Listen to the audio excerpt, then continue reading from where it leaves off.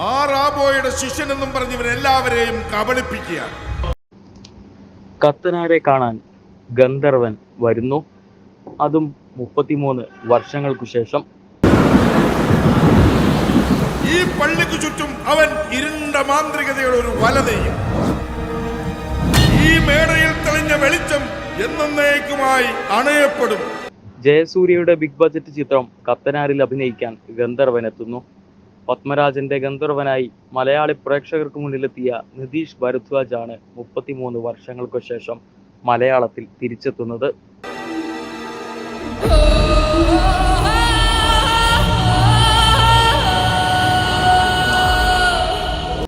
മഹാഭാരതം സീരിയലിൽ ശ്രീകൃഷ്ണനെ അവതരിപ്പിച്ച് ശ്രദ്ധ നേടിയ നിതീഷിന്റെ കരിയറിലെ മികച്ച വേഷമായിരുന്നു ഞാൻ ഗന്ധർവനിലേത്. അതിനുശേഷം ഹിന്ദിയിൽ നിരവധി സിനിമകളിൽ പ്രത്യക്ഷപ്പെട്ടെങ്കിലും മലയാളത്തിൽ തിരിച്ചെത്തിയില്ല.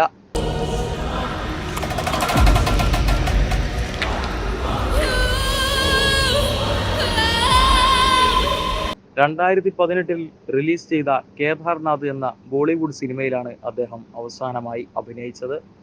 അതേസമയം അനുഷ്ക ഷെട്ടി, പ്രഭുദേവ, സാൻഡി മാസ്റ്റർ, കുൽപ്രീത് യാദവ്, ഹരീഷ് ഉത്തമൻ തുടങ്ങിയ വമ്പൻ താരങ്ങളാണ് റോജിൻ തോമസ് സംവിധാനം ചെയ്യുന്ന കത്തനാരിൽ അണിനിരക്കുന്നത്.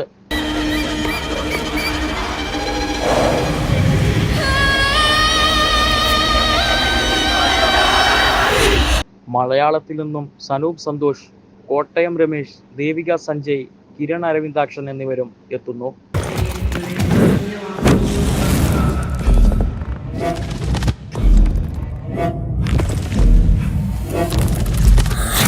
അമാനുഷിക ശക്തികളുണ്ടെന്ന് വിശ്വസിച്ചിരുന്ന കേരളത്തിലെ പുരോഹിതനായ കടമറ്റത്ത് കത്തനാരുടെ കഥകളെ അടിസ്ഥാനമാക്കി ഒരുങ്ങുന്ന ഈ സിനിമ ശ്രീ ഗോകുലം മൂവീസിന്റെ ബാനറിൽ ഗോകുലം ഗോപാലനാണ് നിർവഹിക്കുന്നത്.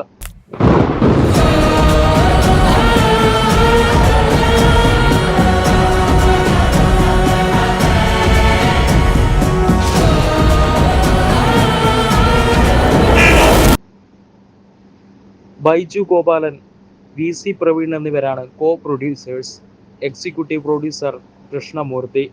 ഗോകുലം ഗോപാലൻ നിർമ്മിക്കുന്നു.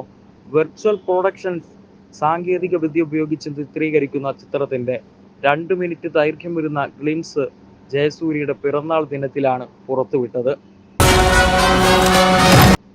വലിയ രീതിയിലുള്ള സ്വീകാര്യതയാണ് ഗ്ലിംസ് വീഡിയോയ്ക്ക് ലഭിച്ചത്. 45,000 ചതുരശ്ര അടി വിസ്തീർണമുള്ള മോഡുലാർ ചിത്രീകരണ ഫ്ലോറിലാണ് സിനിമയുടെ പ്രധാന ഭാഗങ്ങൾ ചിത്രീകരിക്കുന്നത്.